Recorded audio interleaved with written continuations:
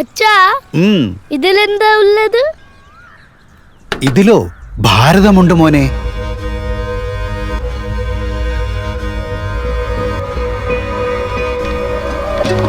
എത്രയെത്ര റോഡുകൾ, എത്രയെത്ര പാലങ്ങൾ, എത്രയെത്ര അണക്കെട്ടുകൾ, എത്രയെത്ര നദികൾ, എത്രയെത്ര സഹസ്രാബ്ദങ്ങൾ, എത്രയെത്ര നീലാകാശങ്ങൾ സ്വന്തം മടിയിൽ വഹിച്ച് മുന്നോട്ട് നീങ്ങുകയാണ്.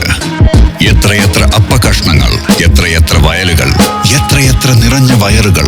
നമ്മുടെ രാജ്യം എത്ര വലുതാണെന്ന് നോക്കൂ. അവൾ സ്വന്തം മടിയിൽ വഹിച്ച് മുന്നോട്ട് നീങ്ങുകയാണ്.